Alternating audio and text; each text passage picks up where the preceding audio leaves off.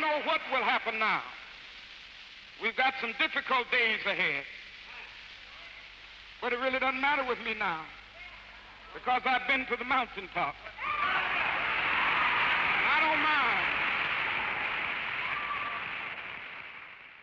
Atlanta has influenced the culture in a million ways. We had everything from the way we dress, from the slang that we use, the way we talk, and the music that we've been making ever since. I would probably mark it, since I'm not that old, but I would mark it at when Outkast took over.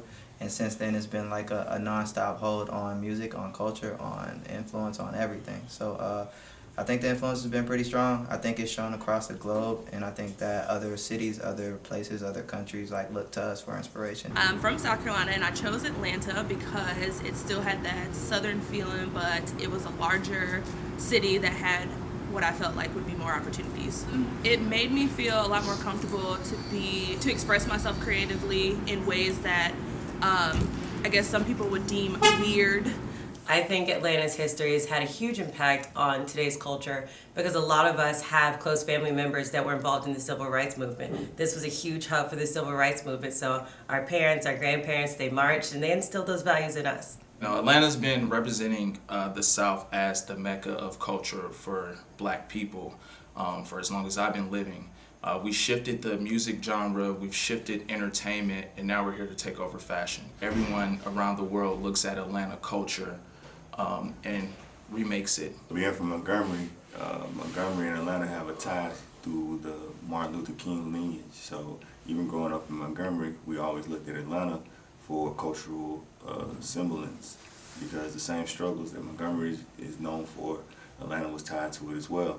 Me being from Atlanta, and Atlanta being the Black Mecca, as we would say, in Black history, going from always having a Black mayor to the Black businesses that were started here to the civil rights leaders, we're just a staple in Black history. Being an artist from Atlanta, I never took for granted that I'm surrounded by so many Black creatives.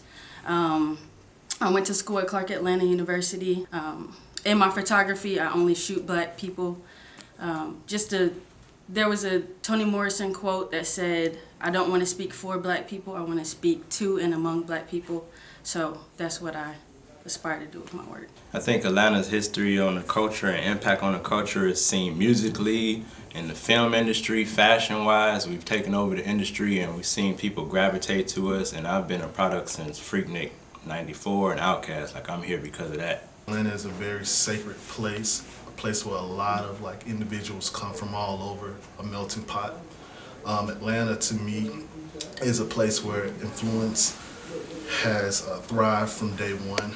You have all kind of prominent leaders, historians who've come from Atlanta. Atlanta's history is deeply rooted in community and centered around community. And a piece of Dr. King's dream was unification. And I believe that art and music are two strong pillars in terms of bringing people together who may not share the same language or share the same cultural values. Atlanta is Black history. Atlanta is Black history. Atlanta is Black history. Atlanta is Black history. Atlanta is Black history. Atlanta is Black history. Atlanta is Black history. Atlanta is Black history. Atlanta is Black history. And I've seen the promised land. I may not get there with you, but I want you to know tonight that we as a people will